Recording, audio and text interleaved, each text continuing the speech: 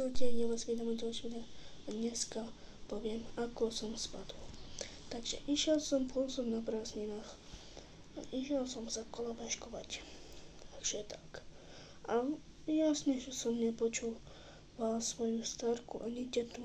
Tak som išiel sa kolobežkovať na pretovej kolobežke a išiel som na kopec ku kostolu a tam bol väčší kopec a spadol som. A to nebolo jedno, to bolo strašné. Takže je to strašné, mám veľké motrenie, mám veľké stranenie, mám obrovskú motrinu mám a ešte mám lakte to jebané a mám ruky urobené zle. A to nie je dobre, takže poďme sa pozrieť, ako to vyzerá. Náramok sa mi roztrhol, tu mám jednu, tu mám druhú, tu ďalšie, čo je už odpadlo, laky takto, druhý takto, alebo viac. Takže toto je môj úraz, tak. A motrinu nechcem ani ukázať, je to hrozné.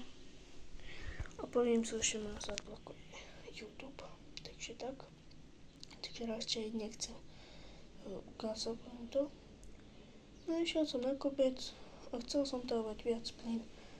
Tak som išiel, nie je to elektrická, je to normálna kolobežka pre deti malé, takže tak. Bola to malá kolobežka, ale pred mi unýchlo, aby som sa mohol voziť, lebo inak by som sa nudil, takže tak. No a to bolo strašné.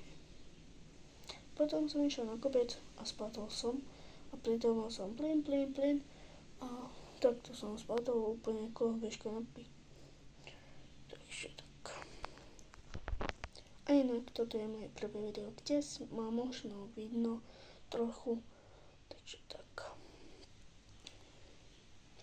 No, toto je všetko. Takže tak. Spadol som, potom mala video jedna teta. No, to bolo strašné. Takže tak. Čo mám viac povedať? Ja to neviem. Spadol som, potom išiel som s kamošmi ešte na kofolu, lebo vtedy som mal meniny. A meninový deň to bol ten najhorší deň pre mňa. Takže tak. A dúfam, že toto video sa vám páčilo. Počkaj, stop. Takže